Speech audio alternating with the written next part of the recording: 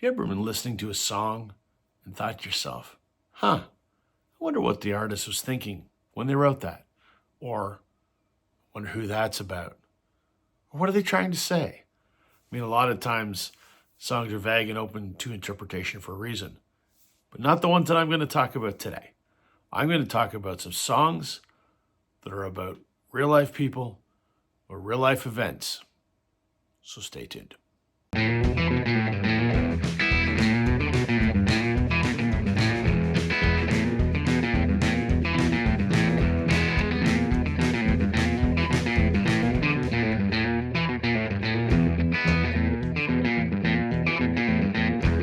Hey everybody, welcome to Northern Revolutions. I'm Rob.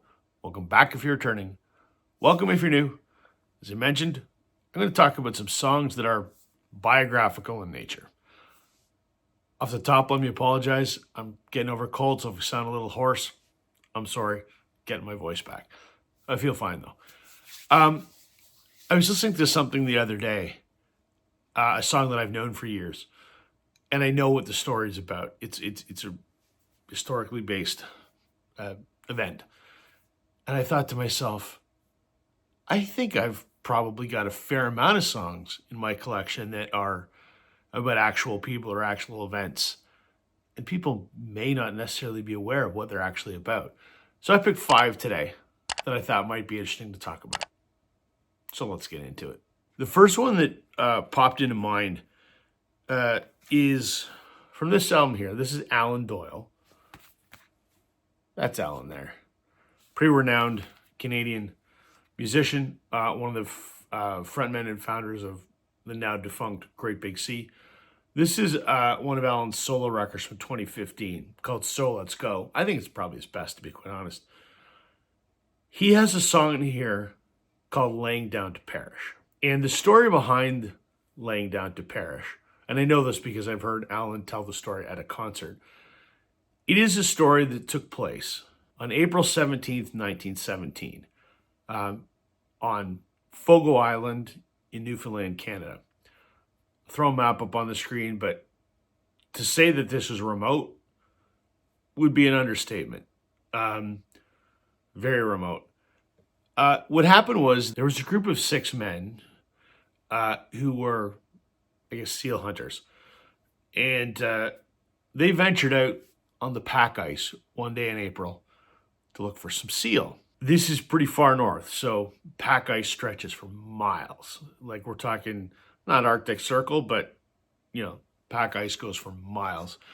And these gentlemen went out on the ice looking for seals. And as the weather often does on the ocean, changed pretty quickly.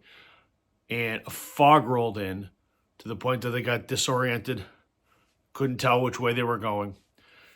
The wind came in, blew the pack ice a little bit offshore, and these gentlemen were stuck on the ice. And the weather remained pretty poor for about a week, so they couldn't attempt rescue. Their families kind of expected the worst. That was in April. The weather cleared. Nothing was found. The ice was gone. Obviously, the men were dead. In June of that year, someone was walking along the shore in Morton's Harbor, Newfoundland, and they came across a sealing gaff, a stick for seal hunting, that had washed up on the shore. So they picked it up, and there was a carving in this stick. And in the carving, it said, April 11th, laying down to perish. The stick belonged to Joseph Jacobs. So the assumption is that these, in case anyone should find his stick, it was kind of almost closure for his family. He wrote down that, they had resigned themselves to the fact that they were going to die out on the ice, which was, in fact, what happened.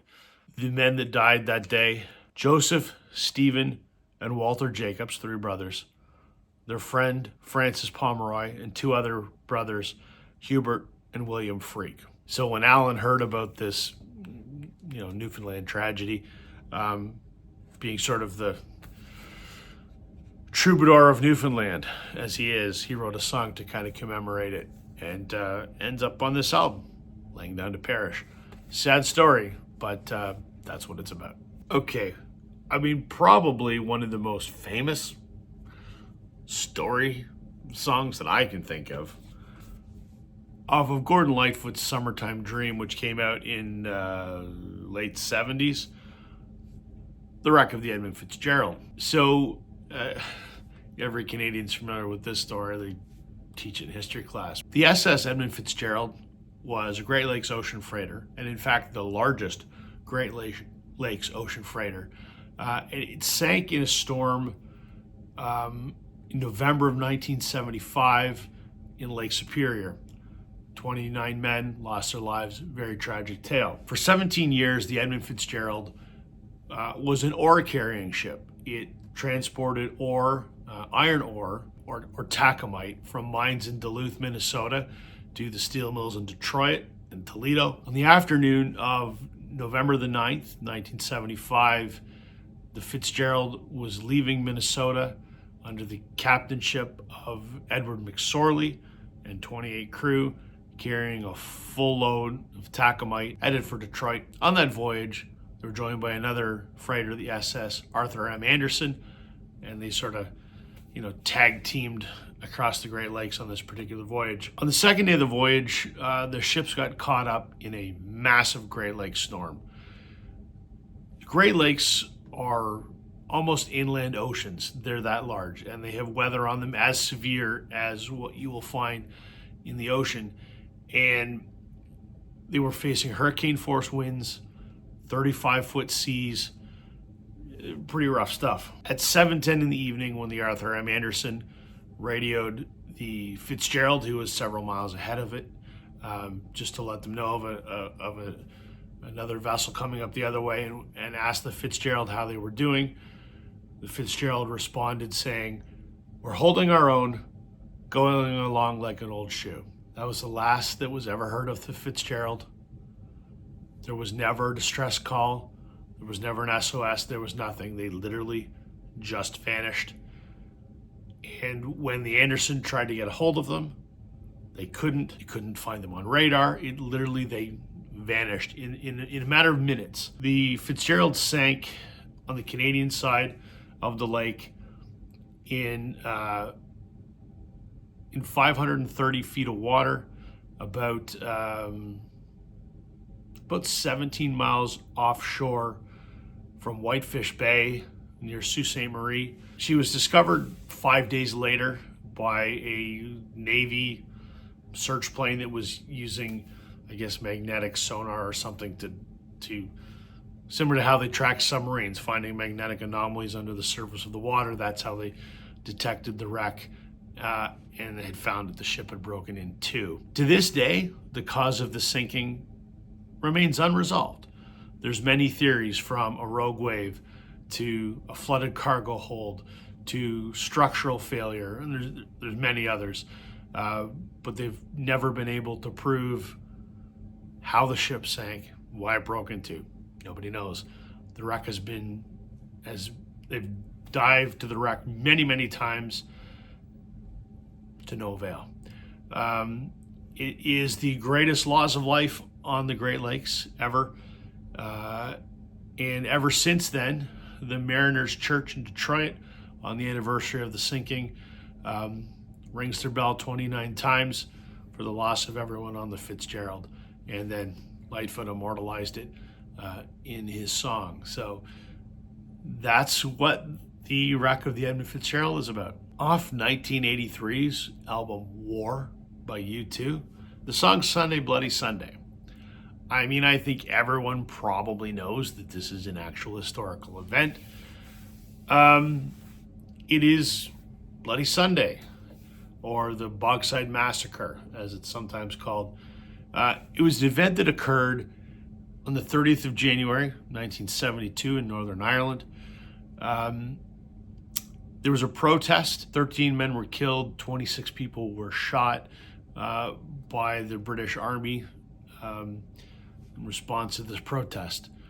So the background to this is, I mean, everyone's probably aware of the Troubles in Northern Ireland.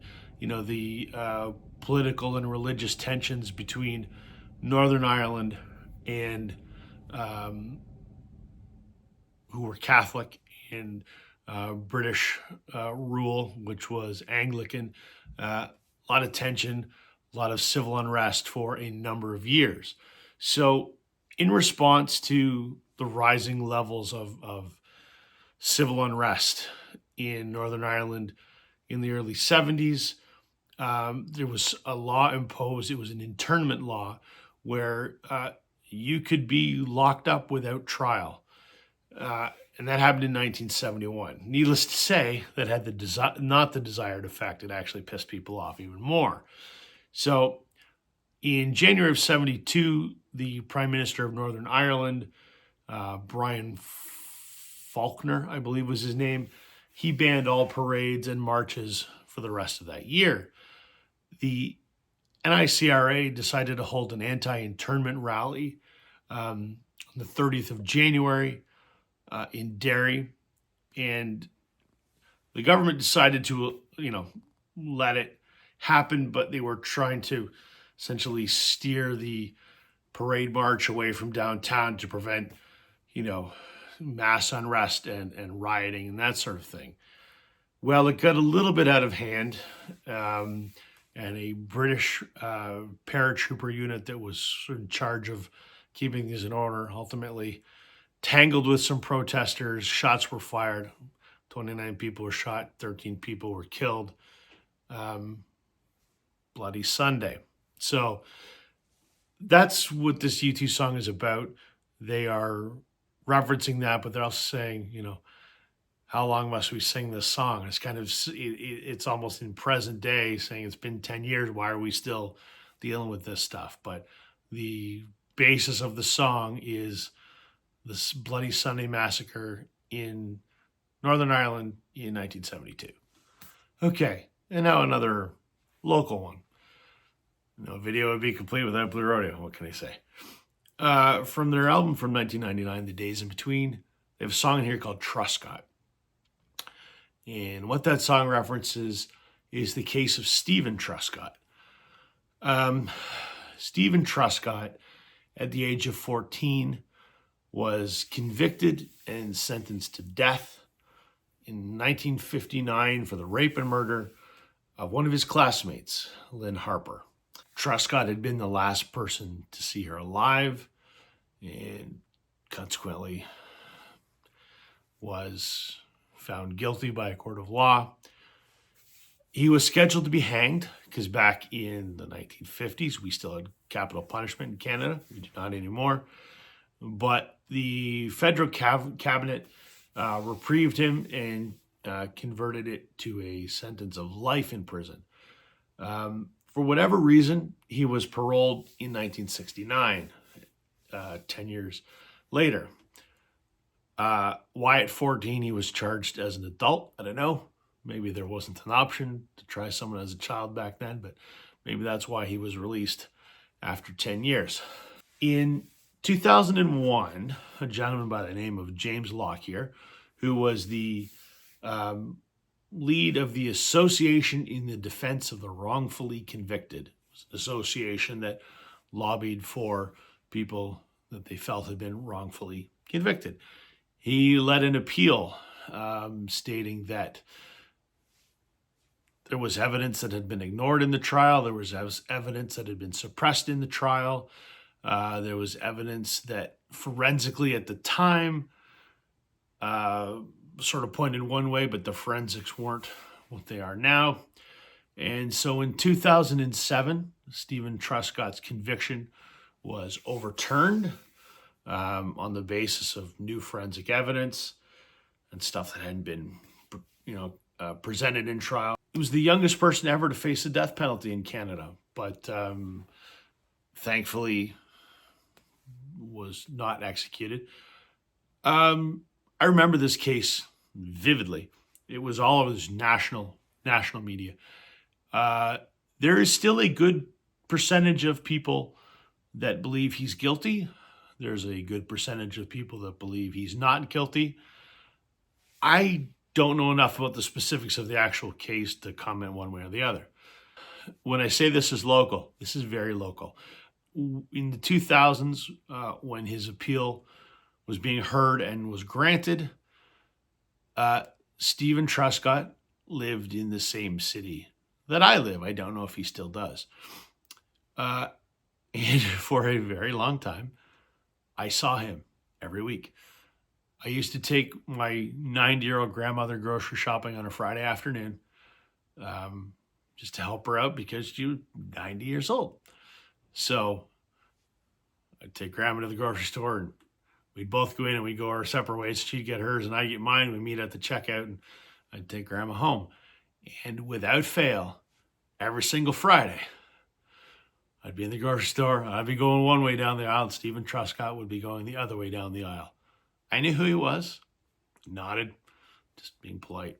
But yeah, I don't know if he still lives in the city that I live in. It's been pretty quiet ever since, but his conviction was overturned in 2007, and this would be about 2008, 2009, when I used to see him every week, him and his wife. But yeah, a case of wrongful conviction. The song Truscott by Blue Rodeo. Okay, I did not know this next one was anything about a true story until I happened to be Googling biographical songs, just in case I had any in my collection I didn't know about, off of this masterpiece that I've just discovered and fallen in love with, Nebraska. The title track, Nebraska. Nebraska is a first-person narrative of Charles Starkweather, who, along with his teenage girlfriend, murdered 11 people over about a 10-day period in 1958 in Nebraska. Charles Starkweather and his girlfriend, Carol Ann Fagate, I think that's how it was pronounced, were both convicted of murder.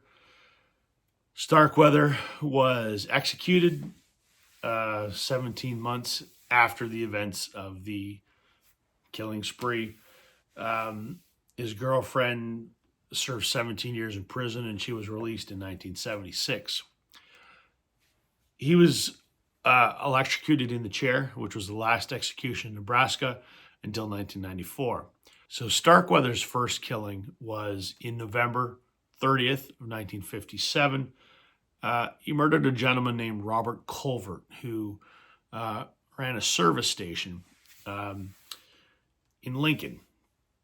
And Charles had gone in there to try and buy something on credit, and the owner wouldn't give him credit. And essentially, Starkweather held him at gunpoint. They had and kidnapped him, had an altercation out in the forest, and ultimately killed him. 2 months later, in January of 58, Starkweather went to his girlfriend Carol Ann's home, and her mother and stepfather did not approve of him. He was 19, she was 14. Understandable. But I guess Charles did not like the fact that he was being told he could not see his girlfriend, and ultimately murdered her parents and her sister. And then they kind of went on a Bonnie and Clyde style murder rampage over the course of about 10 days. How it finally concluded is on the last day, which was the 29th, I believe, of January 1958. Essentially, they tried to carjack a traveling salesman because they needed a new getaway car. And they murdered him, took his car, but it had a parking brake in it, and Charles didn't know how to deal with the parking brake and couldn't quite get the car going. Another gentleman stopped to help him. They got into an altercation. A police officer happened to be going by, tried to intervene. Charles took off. The police started chasing him. They had a 100-mile-per-hour car chase. The cops were shooting at the car.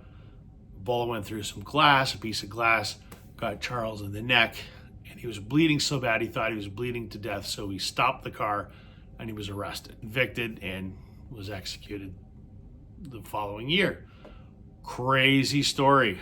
So that's what the title track Nebraska is about on Bruce Springsteen's album Nebraska. Charles Starkweather, the murderer from 1958.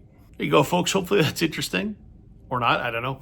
I thought to me it was interesting. Some songs that are about real people or real events. I'm sure that I've got a bunch more, but these were just some of the first ones that I came across. So hope you enjoyed that. If you can think of any real life tales that have been immortalized in song, drop a note in the comments. Let me know. Maybe I'll talk about it in another video. Thank you, everybody, for watching. Catch you on the flip side. Bye.